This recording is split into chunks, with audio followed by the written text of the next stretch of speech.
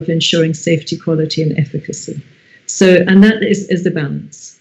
So against that background, we felt that we because, as you say, there's such a lot of understandable concern, emotion, questions about ivermectin, which we completely understand.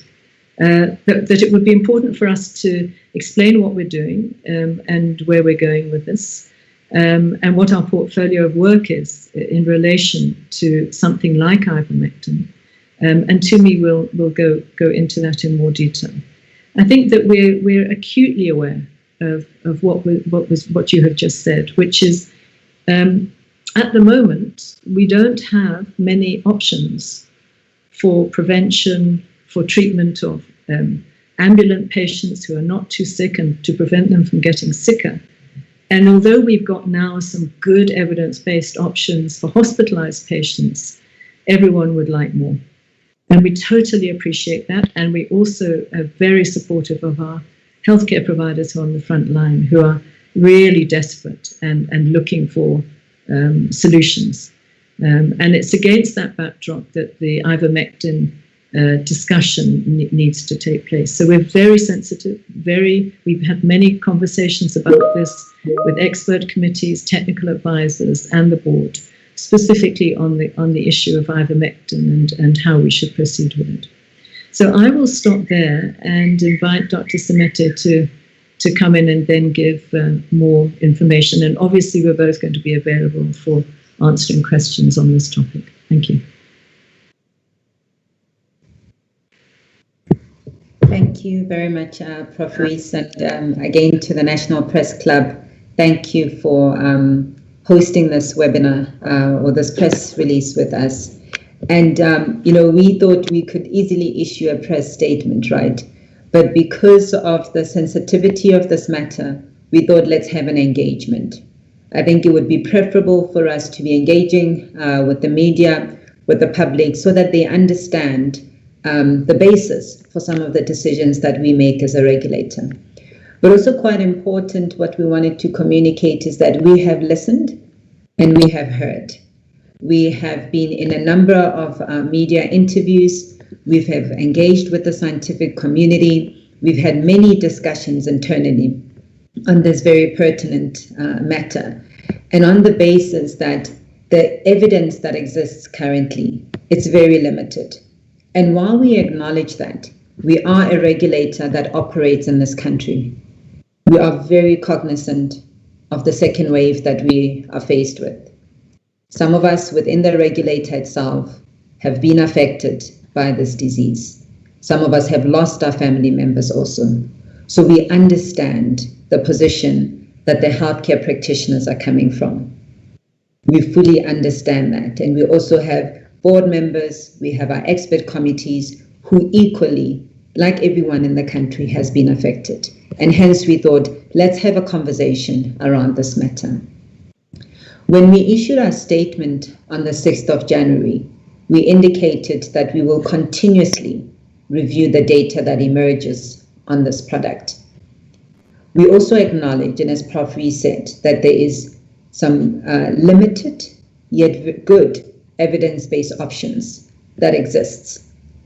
We also understand the pressure that the healthcare practitioners are facing because of these limited options. We understand the interest that has developed around ivermectin, and in our press release of the 6th of January, we alluded to why does this interest exist. But we thought let's engage in terms of some of the decisions that we have made, update you, as we had said, that we will review emerging information, what is our synthesis, and what are our decisions based on that, and what are we then going to do as a regulator that wants to be an enabler in the health sector in the country.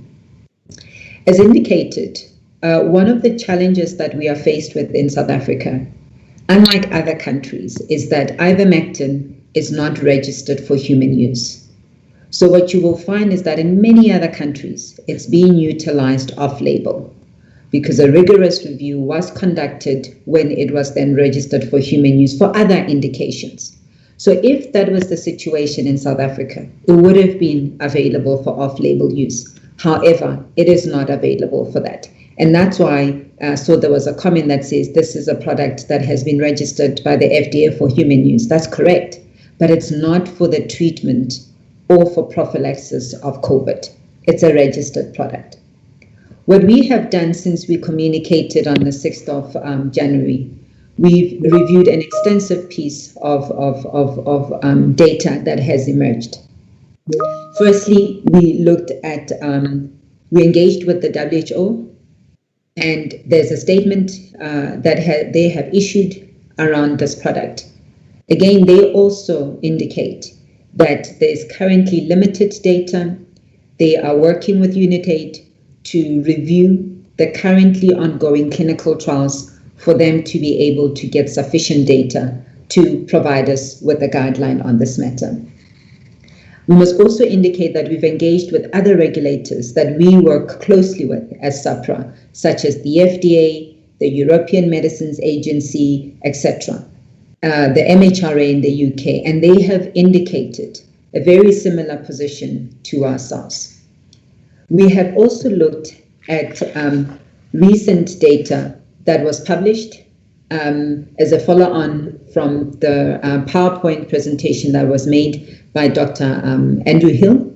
There was a preprint that went out on the 20th of January of a systematic review, and there was a meta-analysis done of the clinical trials that at the time they were able to access the data thereof. And I'm sure a number of you have seen that preprint.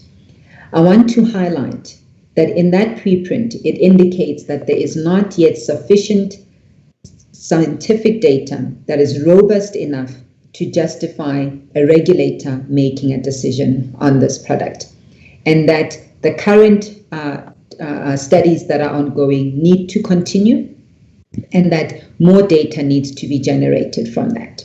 So when you read this preprint, you again see a very similar message to what SAHPRA has been communicating. So we studied that in detail. We attended also the webinar that was hosted by Dr. Hill.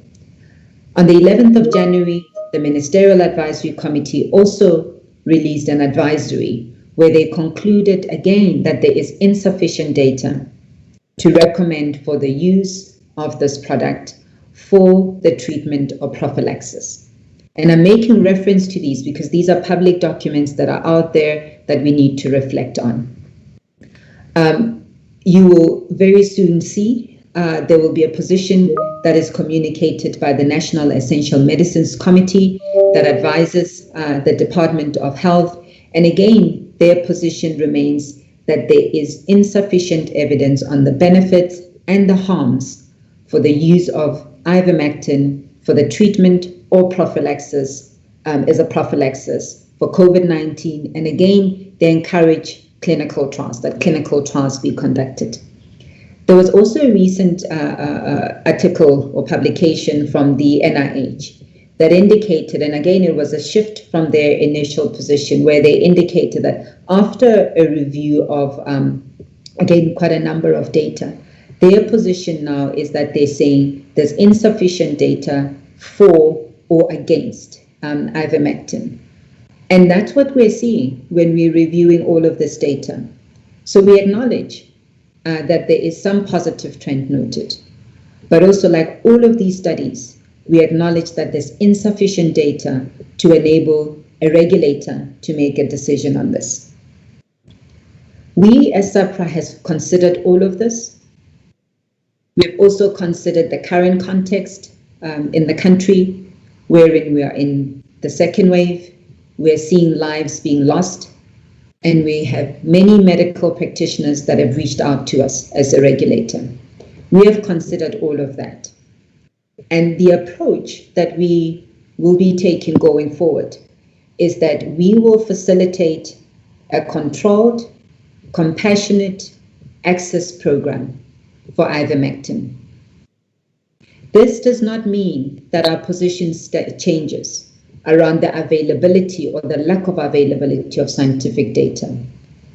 But we had to, as a regulator, have very in-depth discussions around the context which we find ourselves in, with the pandemic, with limited options being available. And it's on that basis that we're saying we will facilitate a controlled access program that will enable us to monitor the use of this and to get the healthcare professionals reporting to us. Now, some of you may say, what has suddenly changed? Why is SAHPRA decision different to what they have said in their statement of the 6th of January? And as I've indicated, a number of these studies are saying we cannot say that there is risk or there is significant benefit. And this is very similar to what the NIH are saying. And so we've considered that. We also are saying that the framework that we will be putting in place, and this will be communicated and published in the next coming day or so, it will be an evolving framework. We had an engagement yesterday with the scientific community, with some of the medical practitioners. We also had the GPs represented through their association. And we listened to what they had to say. And we will again be looking at a longer term access protocol while we await for scientific data. Within this group of scientists that we engaged with, we also had present in the universities that will very soon be submitting their clinical trial applications so that we also then as a country generate our own data. So colleagues, what you will note is that as a regulator, and I'd like to summarize here, we're saying we have heard you, we're putting in place a compassionate access program that will be controlled. We will communicate in the next day or so with very clear guidelines in terms of what this control is going to look like. And again, we've considered the risk benefit of having this product available. And again, we will have to work very closely with the medical practitioners because they will be very important in the reporting of any safety effects, any adverse side effects, but also of reporting on any positive benefits of this. And so very soon we'll be engaging with them and taking them through this protocol. I'd like to pause here, please. Thank you.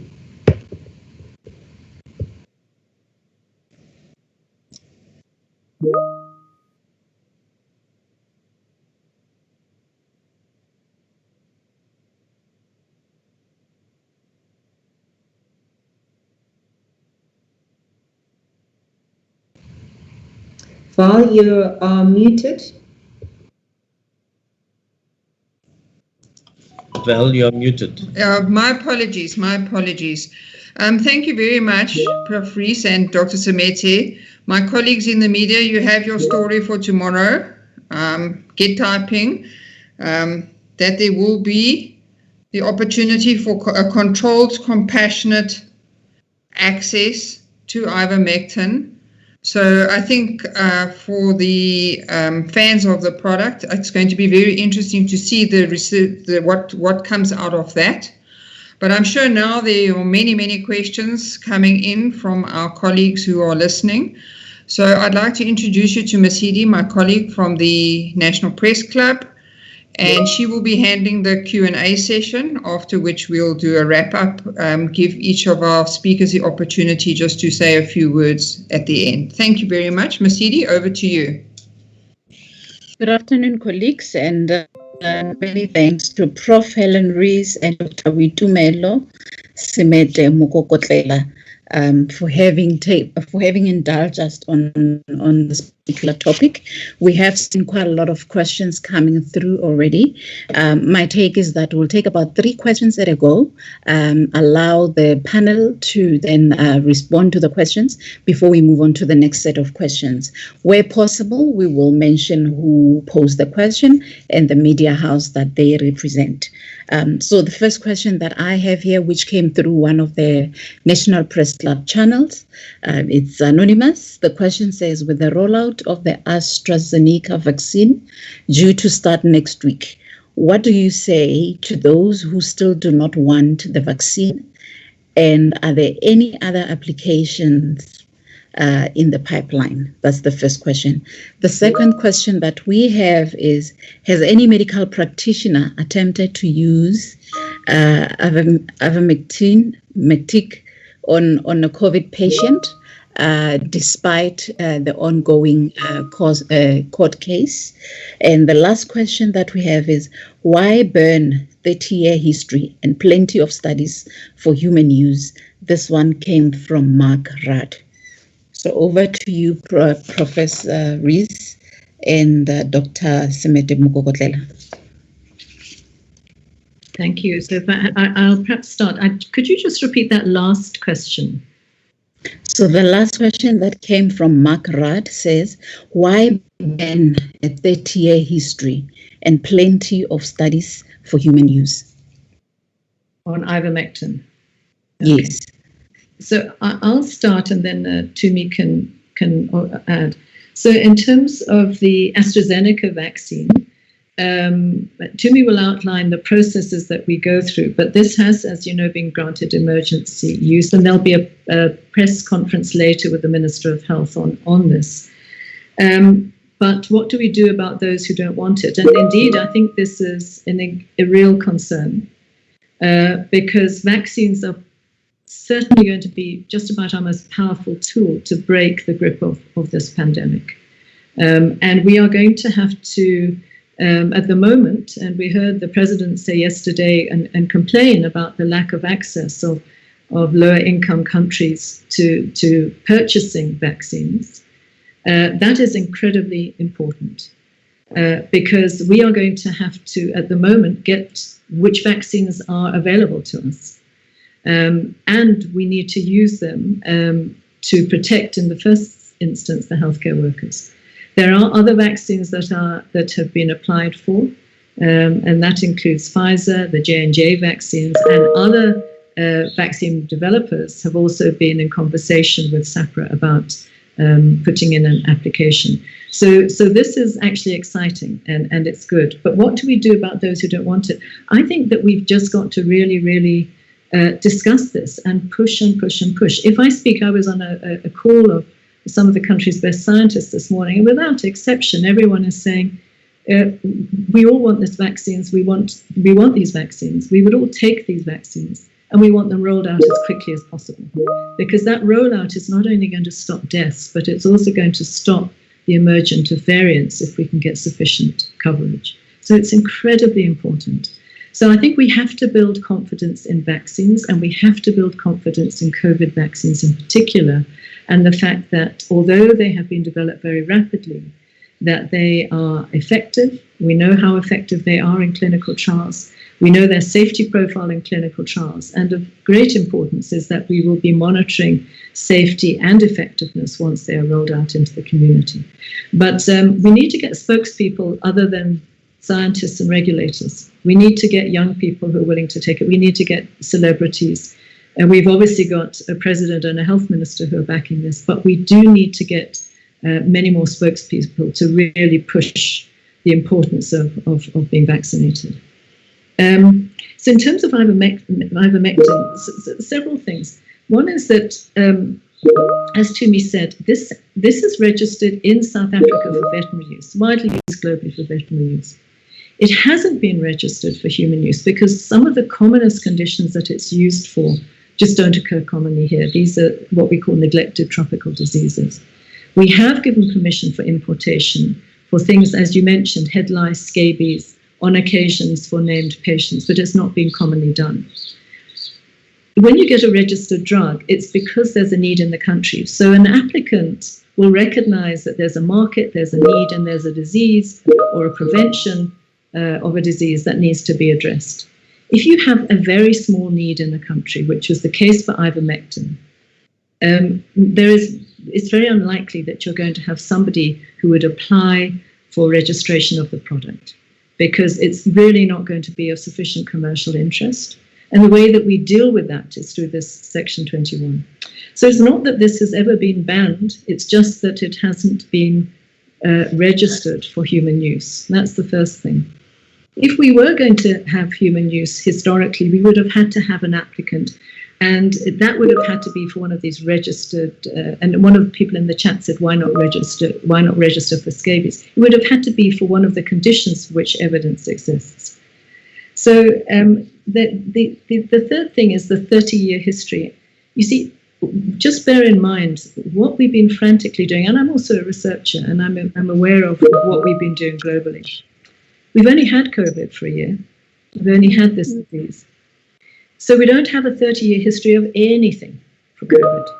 So what we have done, though, and this is how ivermectin has come to the fore, and more recently colchicine, which we heard some potentially exciting data about, but that has yet to come out in print, that we've taken old medicines, we've taken existing medicines, and in fact, using artificial intelligence, these have been scanned to say which of these have the potential to be active against SARS-CoV-2. And then they'll be taken into the laboratory and evaluated.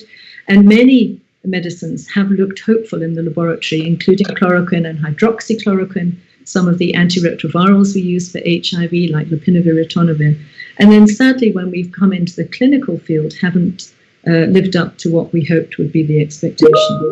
So we have been evaluating these repurposed drugs for just a year. So there's not, unfortunately, 30 years of evidence for COVID, because we're all running to try and find those medicines that are going to work against this disease. And we're looking at as many medicines as we can in that regard. I'll stop there and hand over. Tumi might want to add to that. Sure. Thank you, Helen. I'll address the second question around, are we aware of any GPs that have attempted to use this product? We have anecdotal evidence, but obviously because this is an unregistered product, it's not easy for us to track all of that. But we've got anecdotal evidence of the use thereof. And as we've indicated, we're seeing widespread use, and we're seeing an emerging black market. And we hope that this compassionate use, this controlled access, will at least enable us to ensure that this product is used adequately and that we can get reporting on this product. Just to add again on the 30-year ban, and just to add again, it's, a number of drugs have been repurposed, as Prof. Rees has indicated, but it's very much around a specific indication. So you've seen, again, around COVID, with hydroxychloroquine and chloroquine, those were drugs that were being repurposed. There were clinical trials that went on. You saw with leponavir and ritonavir. So we are very much not throwing away anything, but we're saying for a specific indication, for specific doses, etc., there needs to be further studies that are conducted. Thank you. I'll pause here.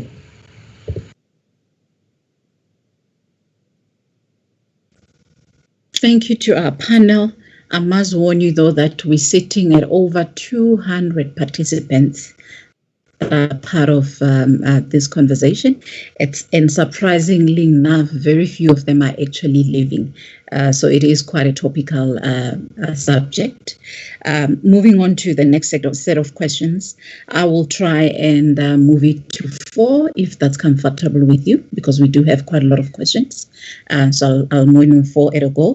The first question being that I would like to know why ivermectin is not authorized for human use in South Africa, but it is in other countries. So that's the first question. And then the second question is, does controlled access include priority recipients? For example, frontline workers and the elderly. And then moving on to the third question. The third question was posed by Anton from Pretoria FM.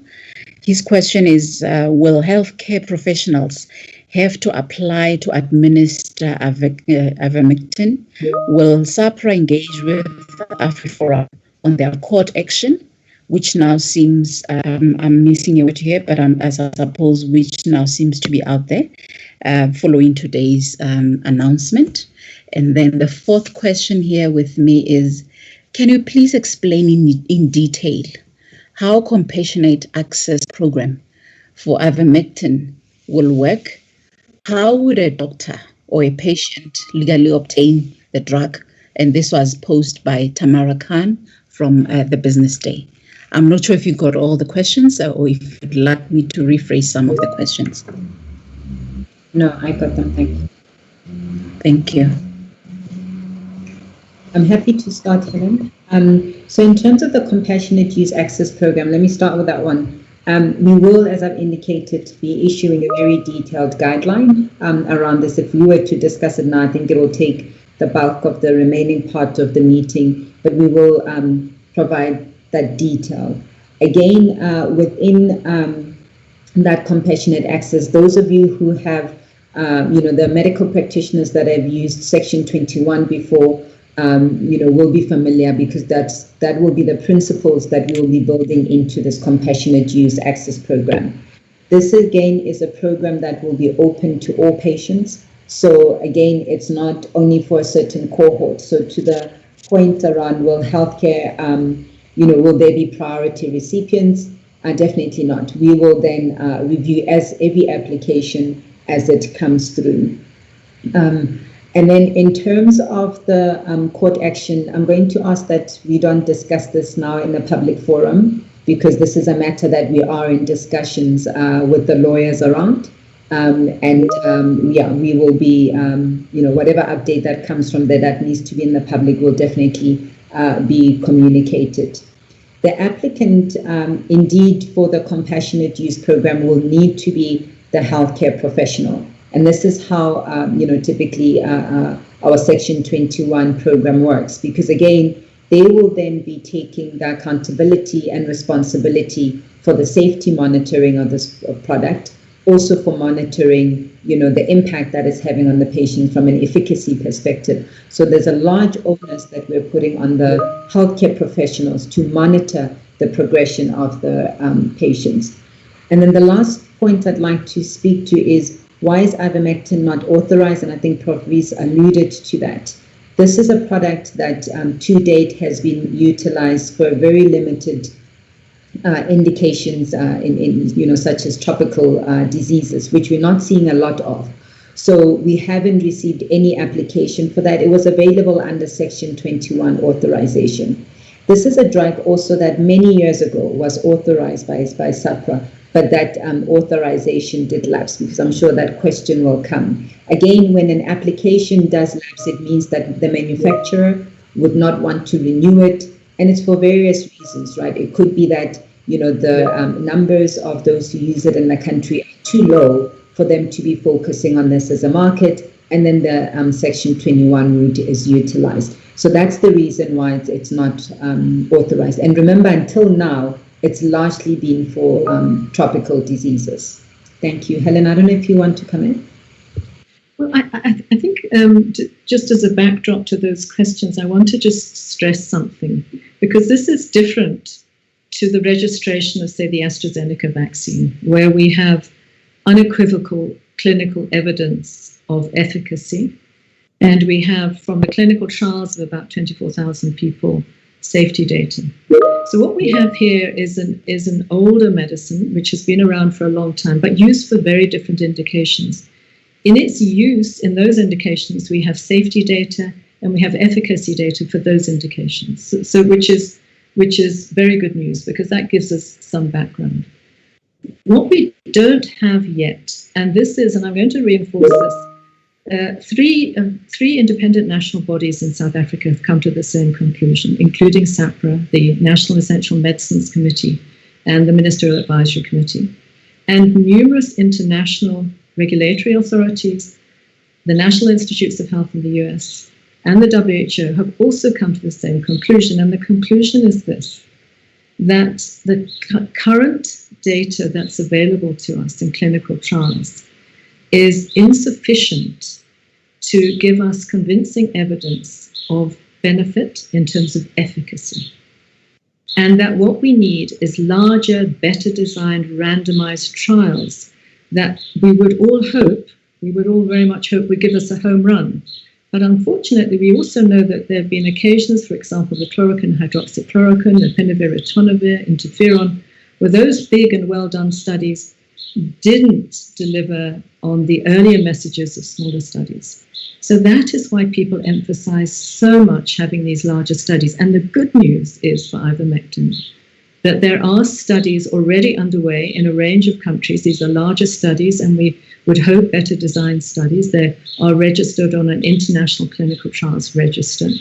And that there are a number of first-class scientists in South Africa who are also putting their hands up to urgently put forward protocols for studies for different indications of use.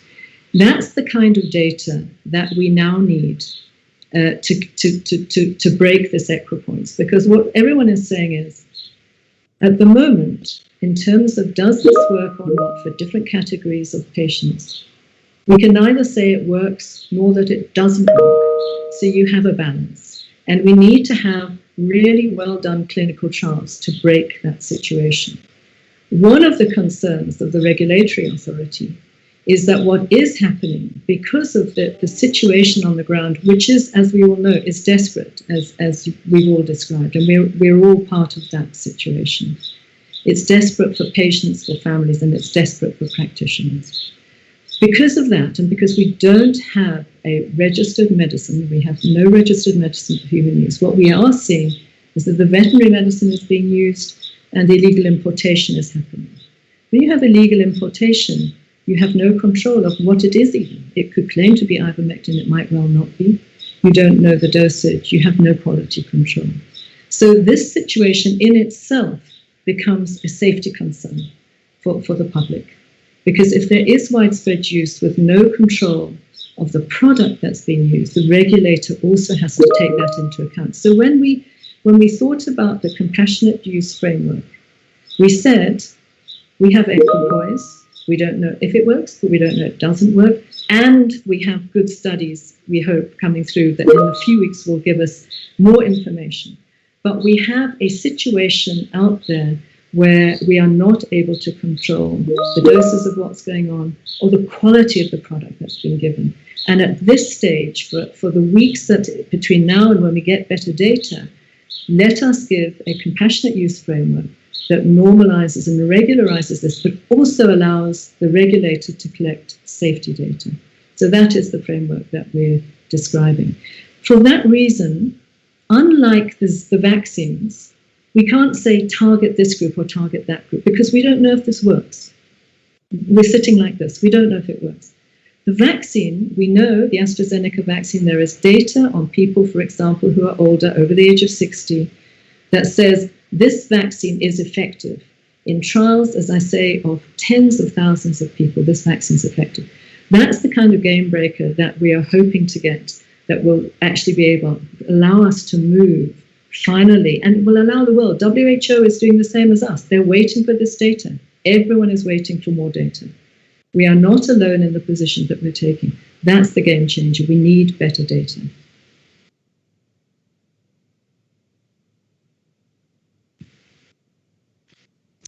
All right.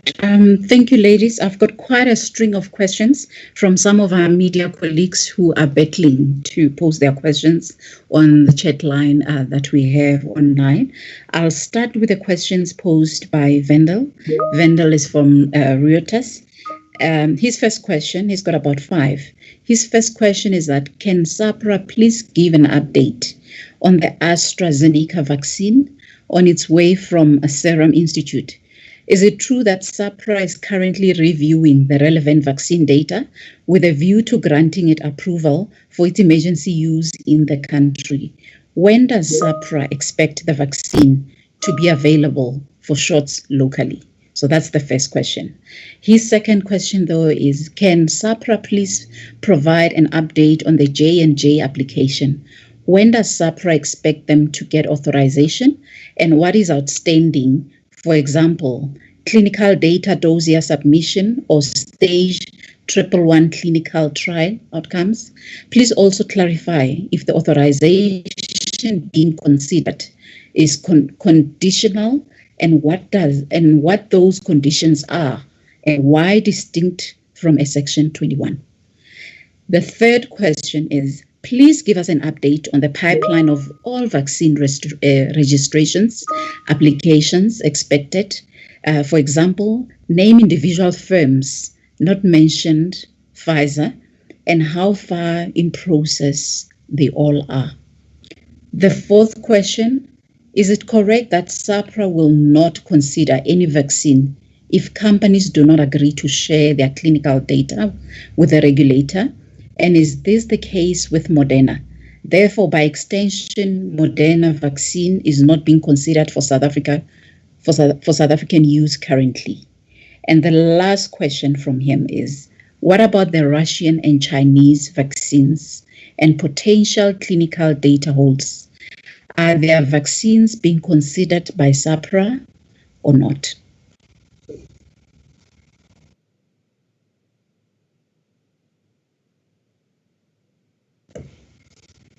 Do you want us to respond to these now, or you're going to take a few more? Well, I can take one more and then we tackle all 6 questions afterwards. Is that fine with you, ma'am? Yeah. Okay. So the 6th question is from Jana Max from Netwerk 24. The question reads, the formulation that will be used in this controlled compassionate access program, will this be the animal formulation currently available in South Africa, or will Ivermectin for human use, as in the tablets, be imported?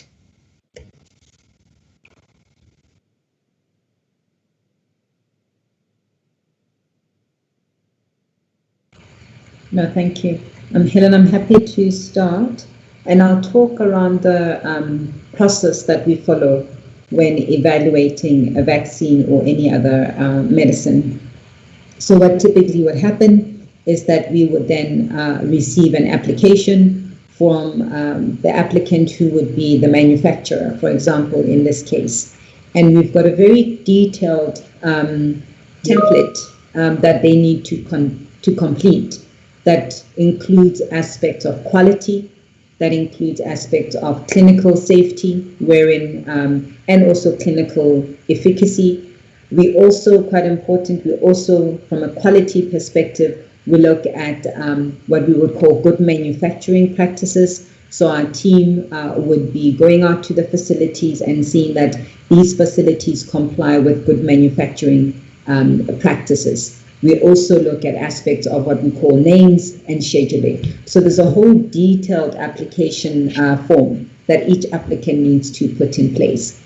And we would then review that in detail. So with the market authorization, we would receive the full dossier and we would then review it in its totality. We do have mechanisms with other regulators where we can apply reliance. And also with that, we can also rely on the decisions of the WHO or the review that the WHO, for example, would have made. So that would be under the WHO pre-qualification program. So there are all those mechanisms. And what we would then do is go through every single aspect of this dossier that is submitted. And in every single instance, we need all this information provided. Now, the difference between a Section 21 and a full market authorization is the following. So with the Section 21, it's an instrument that's made available for emergency use access of a product that is unregistered. So this is a mechanism that we've used, and it's in our Act for many, many products, as you've said, even for my Ivermectin itself. And in this case, this is a mechanism that was used for the Serum Institute AstraZeneca vaccine. And the applicant there was the Department of Health. And actually around the question of whether this has been authorized, so there was a press, a public statement that was published by the Department of Health on Friday. And as indicated, later this evening, we'll be having a discussion on vaccine where we've indicated that the Section 21 authorization has been granted. We will be in the evening taking the public through what steps we followed, what did we review, what were the considerations. So it was quite a detailed review. In our pipeline, we also have the J&J application, as we've indicated. We are applying what we call a rolling review. So as you're aware, a number of these vaccines are still under evaluation. These ones in particular, they are at a very advanced stages of their phase 3 studies, wherein we've got the initial data that indicates their safety and their efficacy. So we are conducting what we call a rolling review for these, and this is a mechanism that we've agreed to as a global community of regulators to say, we will not wait for the full information to be available. Let the information as it's generated come through, and we will evaluate. So we're still at that point with J&J, and there's additional information that is still required. And unfortunately, I can't go into the details of the actual applications. The other one that we're busy with the review thereof is the Pfizer vaccine. So those are the two that we are currently busy with, and we've issued a Section 21 authorization for the Serum Institute product. Now, the question around the Moderna, so every regulator would need to ensure that whatever product that is authorized complies with the requirements for safety, efficacy, and quality. And in no way will we authorize a product where none of this information is available. So it's quite important that all this becomes available. And again, it depends on whether we've received an application or not. So in the case of Moderna, we have not received an application as the regulator in the country. And as soon as they submit that to us, again, we will review that application. An aspect that we've included in our processes for review of vaccines is what we call a pre-submission meeting that we have with all the applicants, wherein they take us through, some of their preliminary data. We indicate what it is that we require for them to make available as part of our regulatory package that they need to complete. And we've had these discussions, with the ones that have submitted now, but also we've had discussions with Sinopharm for the Chinese vaccine. We've also had the Russians reach out to us, and we've had discussions. So we've been very open to having discussions with many applicants. And it's not only limited to these, it's a number of applicants that we've been engaging with and providing guidance on this. And so I hope that answers those questions. For the compassionate use program, we are looking at, and as I say, we'll communicate this in detail. It will need to be, a formulation that can be utilized for human use. And so it will definitely not be the animal formulation. We'll need to have engagements, again, with the sector around ensuring that any company that brings in the product is a company that is licensed by SAHPRA. Because again, we need to ensure that whatever product that comes into the country complies with the requirements of safety. So it will need to be a credible company that is then licensed by SAHPRA. I'll pause here, and maybe Prof. Rees, you want to come in? I'm going to come in on a slightly different angle, if I may, because I think sometimes, and I'm also being naughty and reading the chat myself, I think sometimes the role of the regulator is not understood, which is why we really appreciate this, and I think we need to do more. Because the regulator, that word, means that we are being given legal authority to regulate.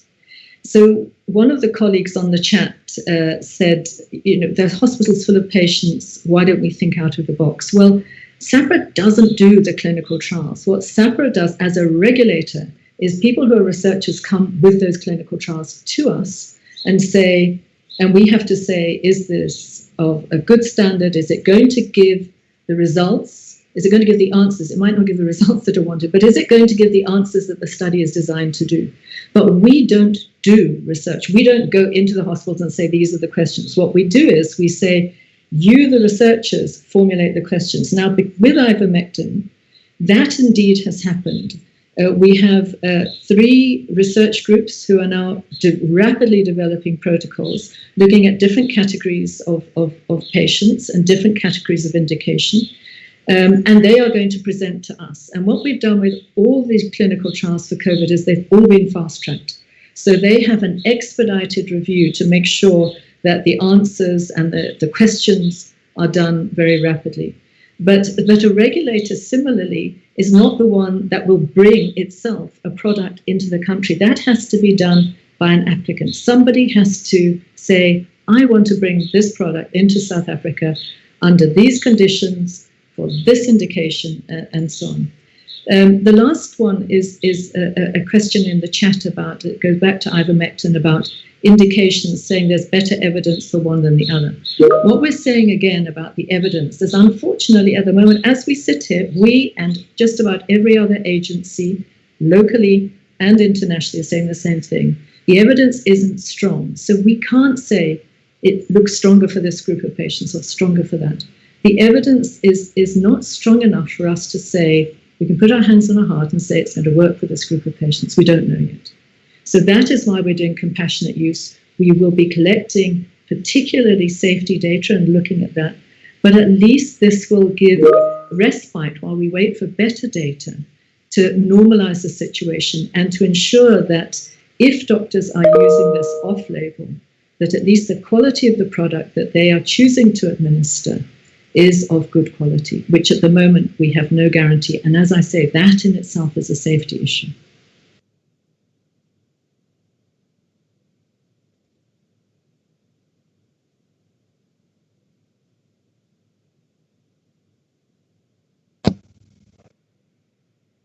Okay, colleagues, I don't know if we've lost Masidi there. Masidi, are you still with us?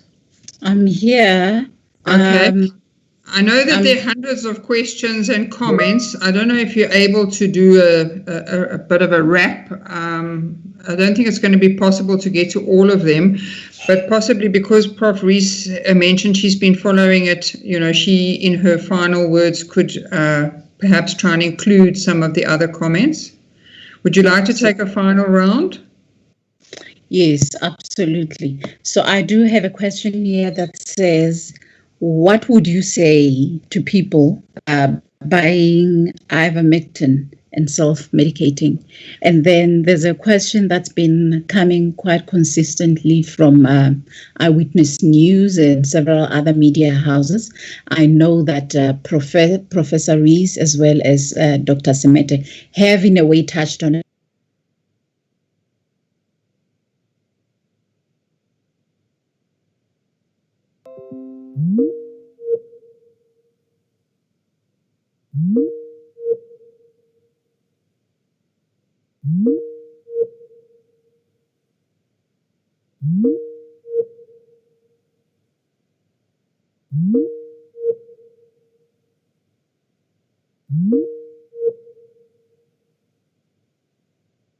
That sorry, I'm just to get. We can wrap up with this questions.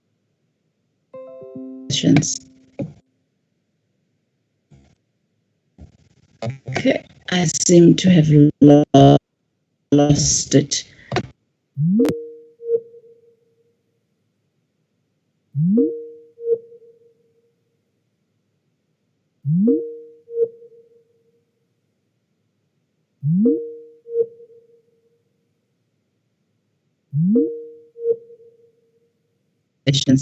On YouTube, two aspects of the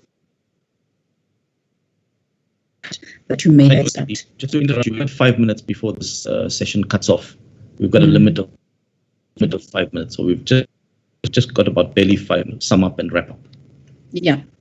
So perhaps if we can just do those two questions in the interest of time. One being, what would you say to people buying ivermectin and self-medicating? And the last one, in layman's terms, what does a controlled access program entail? Well, because of time, perhaps I'll take the first one and Tumi could take the second one. And I'll also make just a couple of quick remarks. I think the first thing to say is that we absolutely, we're citizens of this country, and we absolutely share everyone's desperation at this point.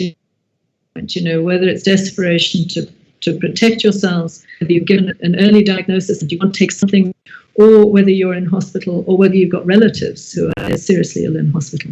So the question about ivermectin and self-medication, unfortunately, it goes back to what we and everyone is saying globally. Everyone who is in the scientific community are saying at the moment, it's simply that we've got equipoise. We don't know if things work, and we don't know if they don't work. And that is the compassionate use. And that is why we desperately need to get decent data so that we can tell the community whether or not something is a good idea to take for self-medication, whether it's for prevention or treatment, or whether it's not, whether it's safeness. We need that data. People self-medicating at the moment, just be very challenging. Many questions of clarity that we need to do. And we need to be able to hold ourselves to account to the public, because we are a public regulator. But thank you very much. I'll hand over to Tumi. No, just to echo the same sentiments, and just thank you, Val and the team, for putting this together. And thank you for the 210 participants that have stayed on. And clearly, this is a very important matter. I mean, you can see from the questions that are coming here that these are questions from concerned citizen country. And we hope that with this program, which, as I've indicated, we will communicate the details very soon. We will enable the healthcare practitioners, whether it be in the GPs, etc., to be able to prescribe this drug for specific patients, give us the details of those patients, give us details on what dose you would be utilizing. We'll also give you details of our online platform for you to report. So this is a process that will enable us to work closely